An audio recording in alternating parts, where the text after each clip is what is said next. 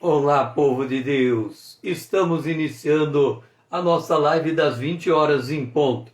E hoje a abertura do selo de número 5, a abertura do quinto selo. Nós estamos avançando na abertura dos selos e vamos dar uma overview, uma visão geral da situação em que nos encontramos quando da abertura do quinto selo. Foi aberto o primeiro selo, saiu a besta para vencer inclusive os santos, e proferir blasfêmias contra o Deus Altíssimo e aqueles que habitam no céu, os que foram arrebatados e ressuscitados e arrebatados.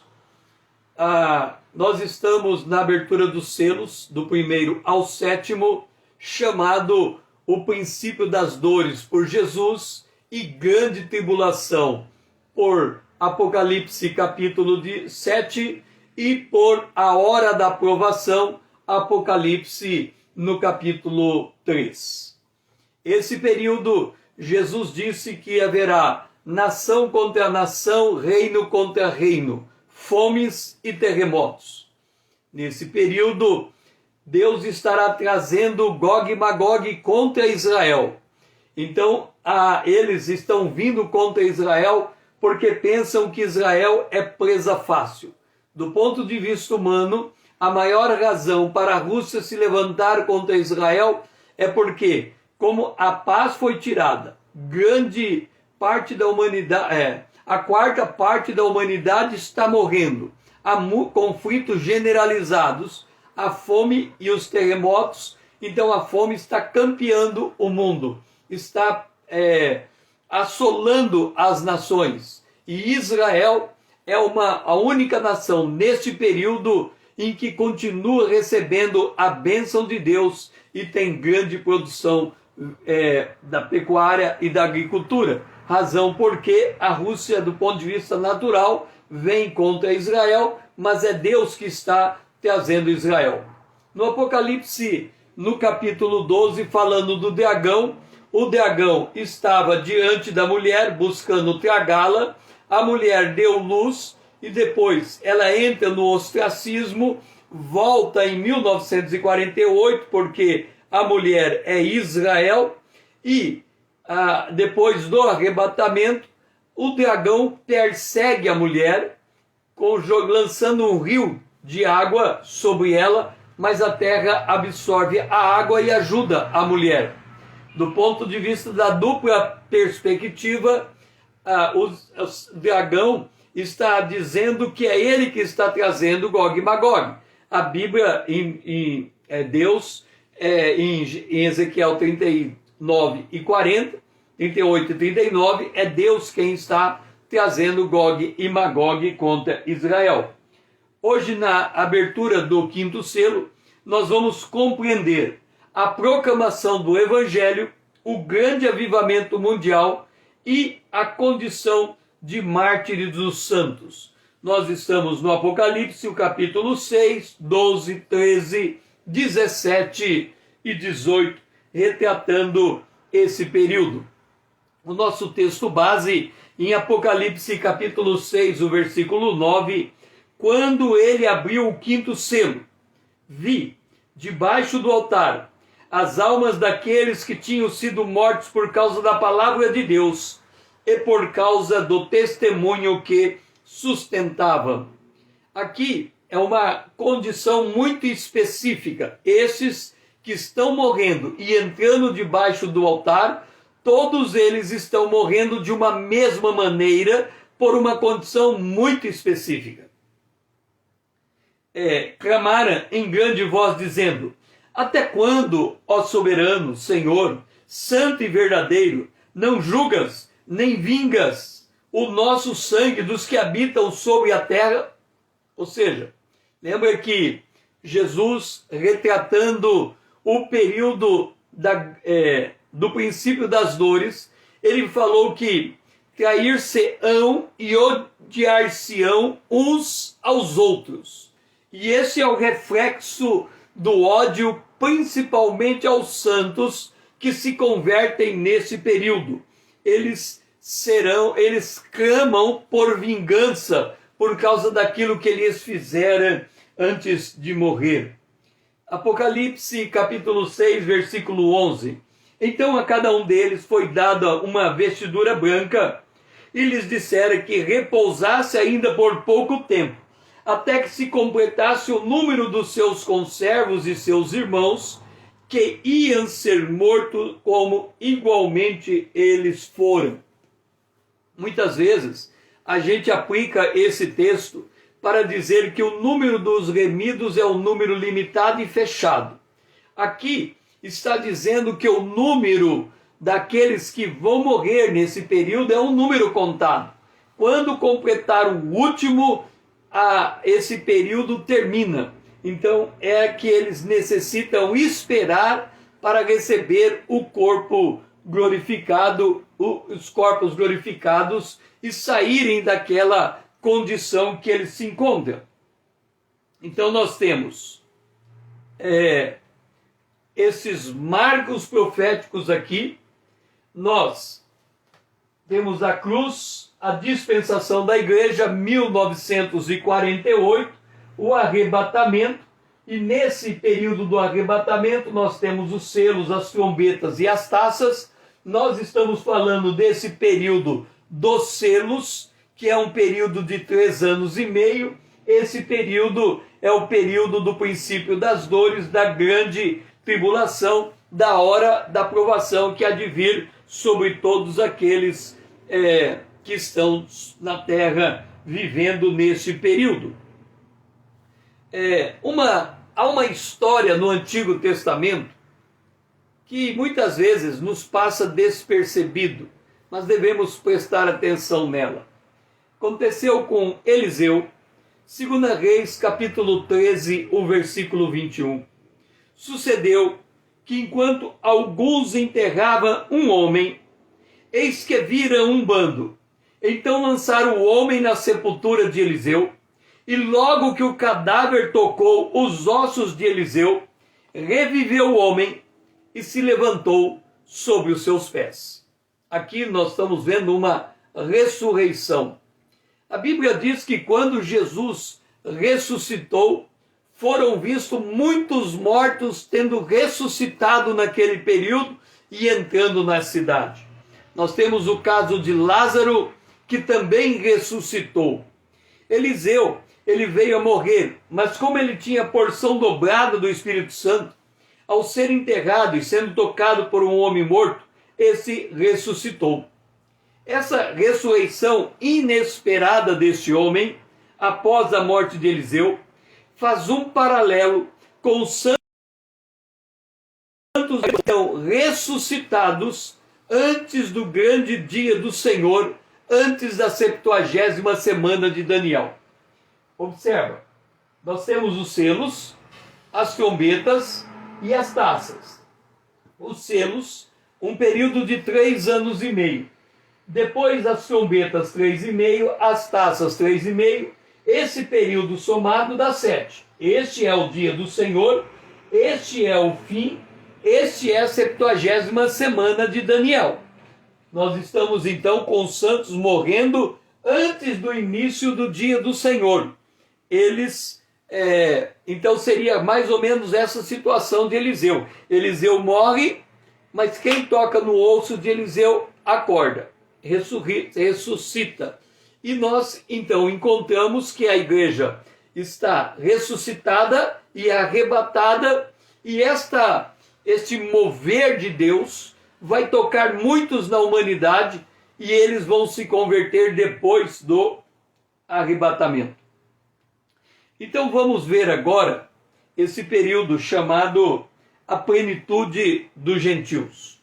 A Bíblia diz que veio o endurecimento em parte a Israel, até que haja entrado a plenitude dos gentios. Romanos capítulo 11, o versículo 22.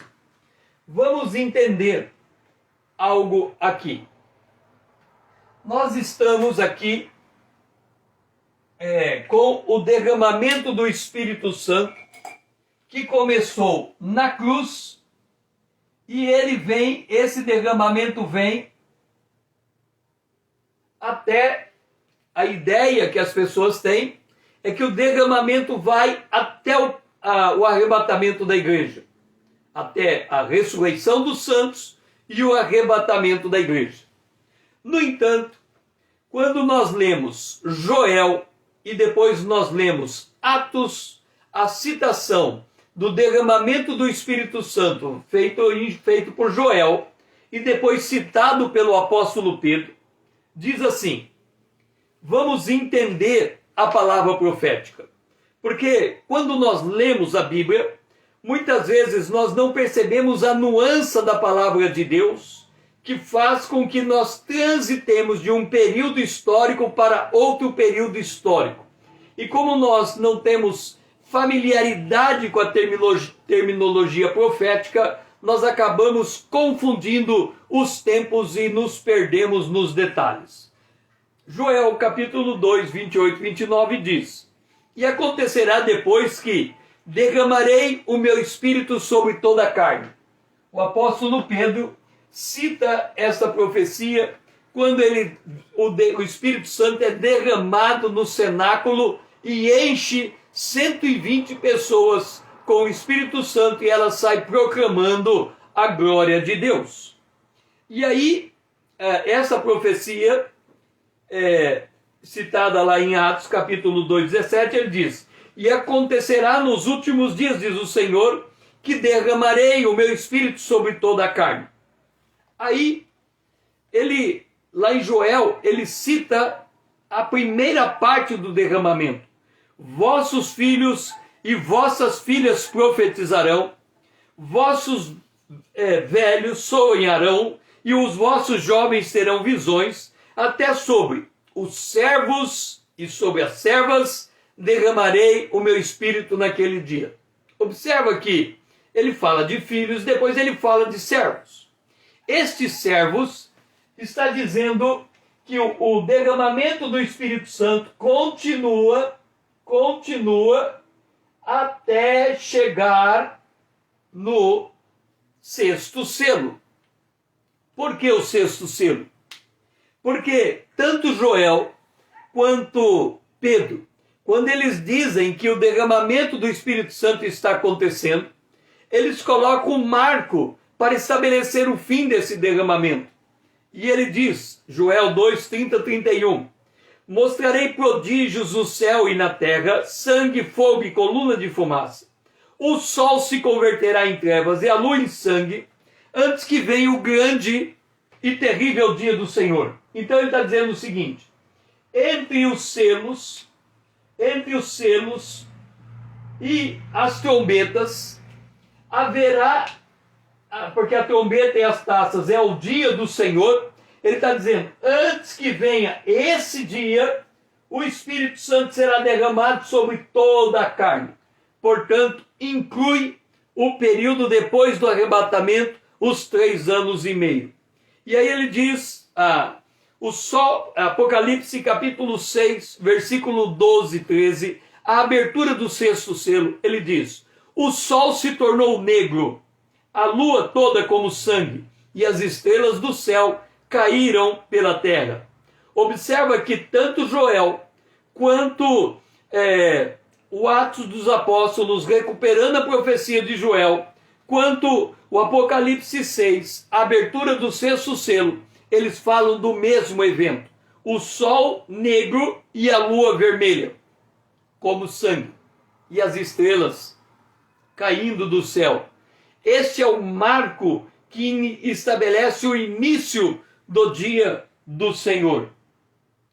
Então, o apóstolo Paulo, ele falando aos Romanos capítulo 11, 25, ele diz: não quero, irmãos, que ignoreis esse mistério, para que não sejais presumido de vós mesmos. Veio o endurecimento em parte a Israel, até que haja entrado a plenitude dos gentios. O que significa isso? Significa que os gentios, que são prioritariamente aqueles que se converteram no período da igreja, em todo o período da cruz até o arrebatamento.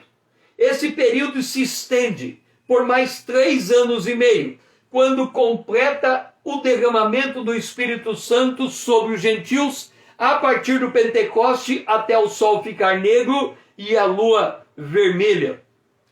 E assim, quer dizer, depois desse evento, Israel será salvo, começando pelas primícias, os 144 mil judeus que serão marcados por Deus, e na batalha de Armagedon, a nação de Israel se converte a Jesus Cristo. Então, esse período chamado o Dia do Senhor é o período que Deus trata exclusivamente com Israel e com, não podemos dizer exatamente os povos, mas as nações. Porque quando nós falamos da igreja, Deus pela igreja trata com o indivíduo. Mas Deus, por Israel, trata com as nações. Israel é uma nação. Então, se Deus quer tratar com qualquer nação na terra, inclusive o Brasil, ele trata com Israel. E se ele quiser tratar com qualquer indivíduo na terra, ele trata por meio da igreja. Então, assim, Romanos 11, 26, todo Israel será salvo, como está escrito, virá de Sião o libertador, e ele apartará de Jacó as suas iniquidades. Então entenda, nós estamos no período dos selos. No período dos selos, Deus está chamando Gog e Magog contra Israel. Israel está numa situação aflitiva, mas num dado momento Deus vai vir a favor de Israel. Enquanto isso não está acontecendo, não acontece, os santos estão sendo mortos, estão entrando debaixo do altar e estão aguardando a sua ressurreição, que dá em Apocalipse, no capítulo de número 7, na abertura do 7º selo. E aí nós voltamos para o 5º selo, os santos debaixo do altar. Quando abriu o 5º selo, vi debaixo do altar as almas daqueles que tinham sido mortos. Aonde fica este altar? Na descrição de Ezequiel, o altar ele fica debaixo do trono de Deus. O trono de Deus, que está em Apocalipse no capítulo 4, nós encontramos o trono sendo armado. O trono de Deus é um objeto móvel, é uma estrutura móvel, cheia de rodas, cheia de olhos, cheia de espírito. Então, ele é um mecanismo apropriado para o deslocamento do Filho do Homem, que é o Filho de Deus, por todo o universo. E esse trono tem o lugar onde o Rei dos Reis assenta, e por debaixo do assento há um altar, há fogo ali dentro. E ali, no caso de Isaías, um anjo foi até aquele lugar e ele pegou da brasa debaixo do altar e passou na boca de Isaías, e Isaías teve a sua iniquidade perdoada. Então, é nesse lugar que os santos estão se avolumando, estocando, vamos assim dizer, enquanto eles vão morrendo, até que o último, que estão na mesma dimensão desses homens, dessas mulheres, vão também completar o número dos remidos. O Apocalipse, capítulo 19, o versículo 10, fala desse grupo de pessoas. Diz assim: prostei-me ante os seus pés para adorá-lo. Ele, porém, me disse: vê, não faça isso, sou conservo teu e dos teus irmãos, falando dos santos que vão morrer nesse período, e dos teus irmãos que mantêm o testemunho de Jesus. Adora a Deus, pois o testemunho de Jesus é o espírito da profecia. Em Apocalipse, capítulo 6, versículo 11, diz: até que se complete o número deles. Então, nesse período, como é que esses santos vão se converter? Mateus, capítulo 24, o versículo 14, Jesus diz: e será pregado esse evangelho do reino por todo o mundo, para testemunho de todas as nações, então virá o fim. Muita gente diz assim: o evangelho ainda não alcançou todas as nações, por isso o arrebatamento não aconteceu. Na verdade, esse texto, ele é proferido quando Jesus diz do princípio das dores. E ele, citando o que acontece no princípio das dores, ele diz: nesse período chamado princípio das dores, que é coincidente com a abertura dos selos, este período é o período em que o evangelho do reino será pregado por todas as nações. Então, quem se converter, vai se converter mediante a pregação desse evangelho. E quem se converter tem que saber que vai estar face a face com a morte. Por isso, esta palavra, Mateus 24:13, é uma palavra destinada para esse período. Aquele, porém, que perseverar até o fim será salvo. Muitos pregadores utilizam esse texto fora do contexto, dizendo que hoje a pessoa tem que perseverar para ser salvo, porque senão ela perde a sua salvação. Esse texto que Jesus está citando não é para o período da graça, mas é para o período posterior ao arrebatamento, antes do dia do Senhor. Aquele que perseverar até o fim será salvo. E aí se cumpre a profecia de Joel: e sobre os servos e sobre as servas derramarei o meu espírito naqueles dias. E aí ele diz: mostrarei prodígios no céu, na terra, sangue, fogo e coluna de fumaça, e o sol se converterá em trevas e a lua em sangue, antes que venha o grande dia do Senhor. Portanto, o derramamento do Espírito começa na cruz, segue até o arrebatamento e continua até os selos. Até sobre os meus servos e minhas servas derramarei do meu Espírito. E o evangelho do reino será pregado a todas as nações. Qual é o teor desse evangelho? Mateus capítulo 13, verso 2. Arrependei-vos, porque está próximo o reino dos céus. E este arrependimento leva uma mudança de vida. Produzir, pois, frutos dignos do arrependimento. E aí, Mateus capítulo 3, 11. Eu vos batizo com água, diz João Batista, mas aquele que vem depois de mim é mais poderoso do que eu. Ele vos batizará com o Espírito Santo e com fogo. E esse batismo é um chamado ao discipulado. A sua pá ele tem na mão direita, e limpará completamente a sua eira, recolherá o trigo no celeiro, mas queimará a palha em folho inextinguível. Ou seja, resulta em receber o dom da fé, sendo justificada em Cristo Jesus, e em nascer de novo, tornando uma nova criatura. Este é o fruto do evangelho do reino, o novo nascimento. Mas aqueles que vão nascer nesse período, eles também serão grandemente perseguidos. Apocalipse capítulo 17, verso 11, fala da besta. Aquele que era e não é, e também é ele, o oitavo rei, procede do 7, caminha para a destruição. E Apocalipse capítulo 13, o versículo 5, dizendo acerca desta besta, diz: foi-lhe dado uma boca que proferirá arrogância e blasfêmias e autoridade para agir 42 meses. Esse período dos selos vai durar 3 anos e meio, 1260 dias, 42 meses. E a besta, nesse período, abriu a boca em blasfêmia contra Deus, para difamar o nome de Deus, difamar o tabernáculo de Deus e difamar aqueles que habitam no céu.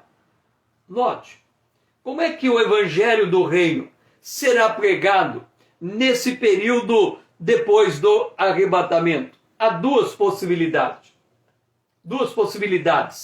A primeira, que aqueles que estavam na igreja, conhecem a Bíblia, enxergam o arrebatamento, discernem a ação de Deus, se convertem e começam a evangelizar, ganhando almas.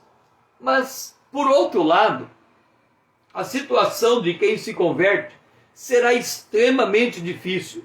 eles serão odiados, eles serão perseguidos, eles serão presos, eles serão torturados, eles serão mortos. Então, a maneira como eles se movimentam sobre a face da terra é extremamente dificultoso. Lembra? Eles não têm a marca da besta, eles não têm como entrar no mercado, comprar e vender. Muitos vão passar fome, vão sofrer de perseguição, e vai ser muito uns odiarão os outros, então vai ser muito conturbada a vida nesse período. Então qual seria a outra maneira de evangelizar? Aqueles que habitam no céu, que têm o seu corpo glorificado. Eles conhecem a salvação, experimentaram nas suas próprias vidas, e eles poderão descer do céu, vir à terra e evangelizar os povos. Note, Jesus, quando morreu, ressuscitou, ele desceu ao mundo dos mortos e lá ele pregou o evangelho. Então, os santos que estão nos céus podem também descer na terra e pregar o evangelho nesse período. E os que se converterem, Apocalipse capítulo 13, verso 7, foi dado à besta que pelejasse contra os santos e os vencesse. Então, esta é a razão porque os santos que se convertem nesse período precisam perseverar até o fim, porque eles serão odiados e perseguidos até a morte.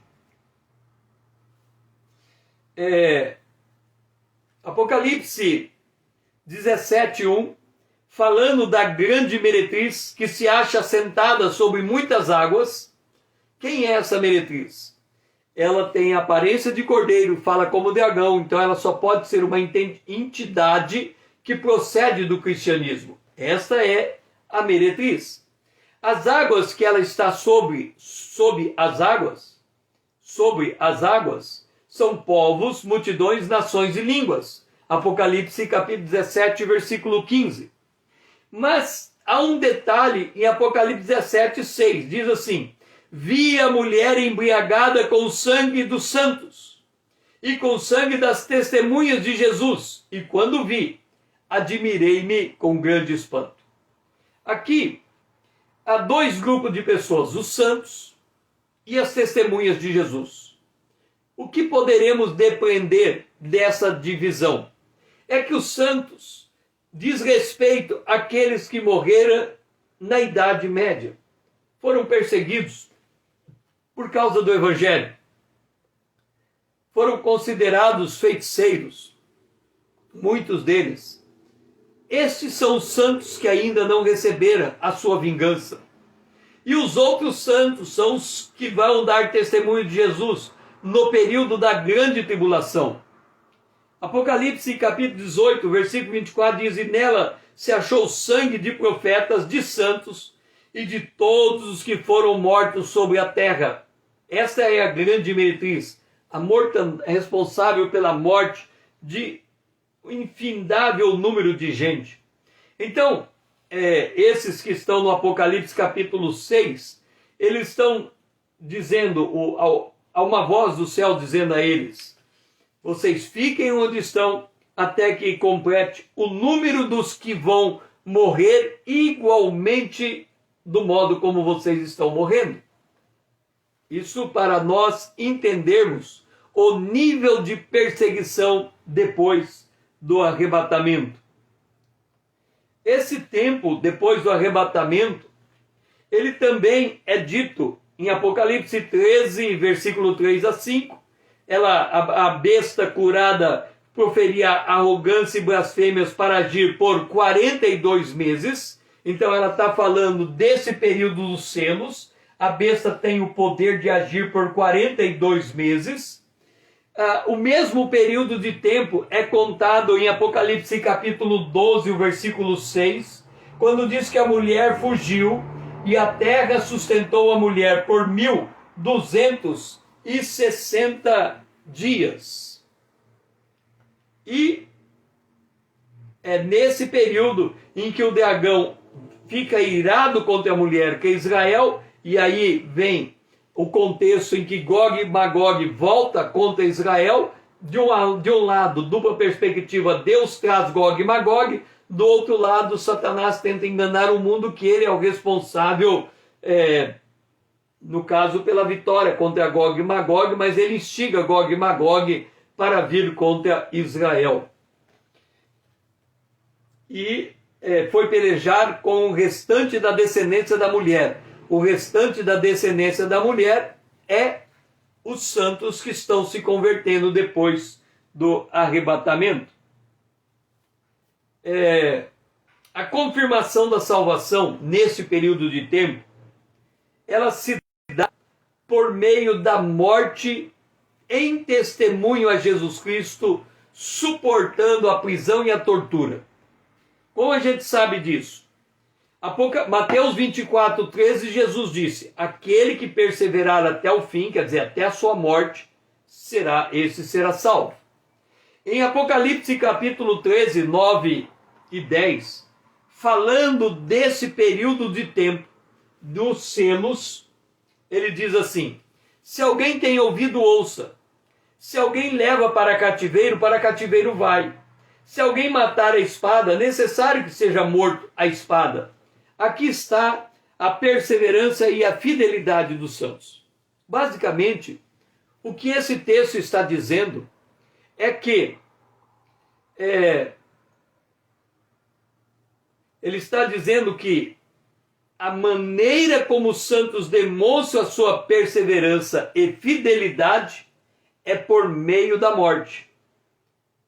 E ninguém pode resistir o mal nesse período da grande tribulação, do princípio das dores. Por isso diz: se você for levado a cativeiro, você tem que ir para o cativeiro. Se você for morto à espada, você tem que aceitar ser morto à espada. Você não pode, em hipótese alguma, se levantar contra o mal que está assolando o planeta. Mateus 24, 9, Jesus diz a respeito desse dia: e sereis atribulados e vos matarão, sereis odiados de todas as nações por causa do meu nome. Apocalipse capítulo 6 fala daqueles que vão ser mortos do mesmo modo em que aqueles que já estavam debaixo do altar hão de ser mortos. Então, nós estamos vendo que os santos estão se convertendo pela pregação do Evangelho eterno, que os santos estão sendo perseguidos porque a besta foi dado o poder de vencê-los, que os que estão morrendo estão entrando debaixo do altar por causa da palavra de Deus e por causa do testemunho que dera.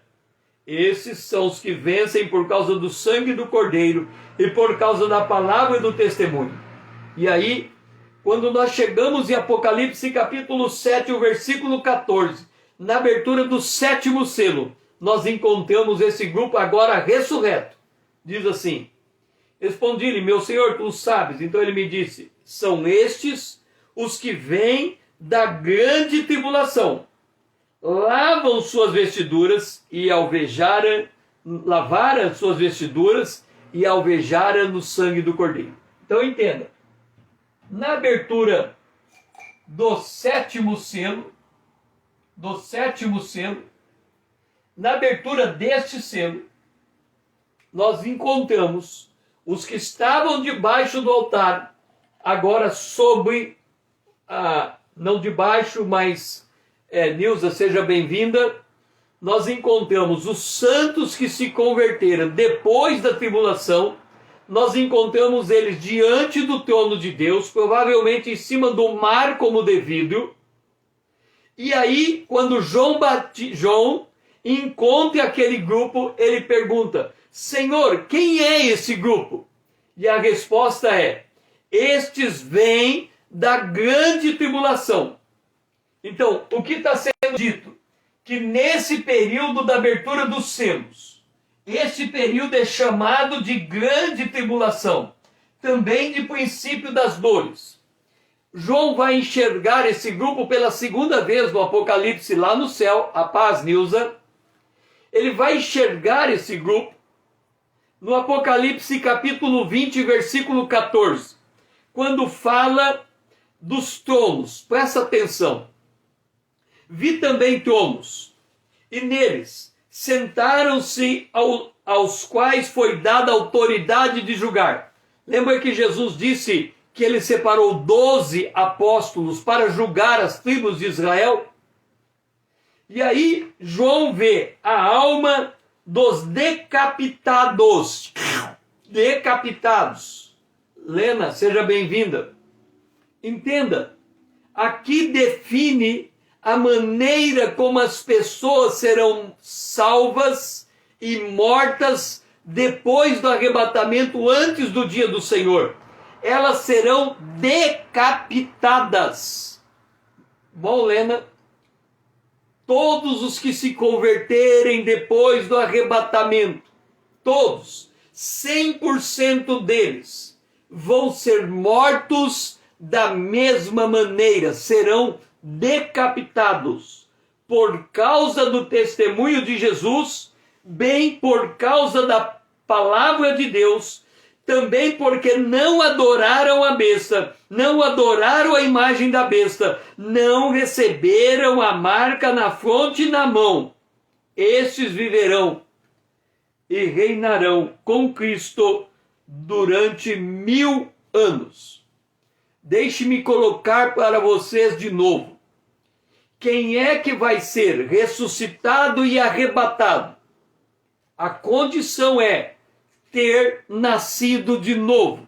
Por que, César, a condição é o novo nascimento?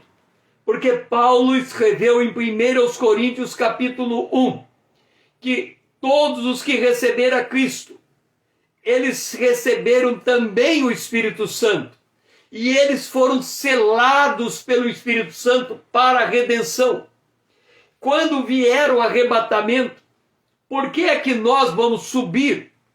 Imagina, o apóstolo Paulo, escrevendo em 1 Coríntios capítulo 6, versículo 17, me parece. Ele diz que o espírito humano, que se une ao Espírito de Deus, é um mesmo Espírito. Pega um copo de água, derrama a água e mistura. 2 copos de água derramado em um terceiro copo, se torna uma única água. Agora imagina você, o Espírito de Deus está comigo, ele habita em mim, ele habita em você. Quando a trombeta tocar, ele sobe, e a hora que o Espírito de Deus sobe, o nosso espírito humano sobe junto com ele. E enquanto o nosso espírito humano está subindo, o nosso corpo vai sendo glorificado e nós vamos subir. Esta é a condição para o novo nascimento, para o arrebatamento. Depois do arrebatamento, todas as pessoas que ficarem para depois do arrebatamento, elas ainda não experimentaram um novo nascimento, mas será pregado o evangelho do reino. Elas se converterão, e tendo se convertido, elas serão perseguidas. E aí tem várias palavras para este povo depois do arrebatamento. A primeira, quem perseverar até o fim será salvo, tem que suportar a morte. A segunda, aqui está a paciência dos santos. Se você for levado a cativeiro, não resista o cativeiro. Se você for levado à morte, não resista à morte. Ou seja, todos os convertidos desse período não podem, em hipótese alguma, se levantar contra o mal. E eles também não podem adorar a besta e receber a marca da besta. Essa é a condição para a salvação neste período.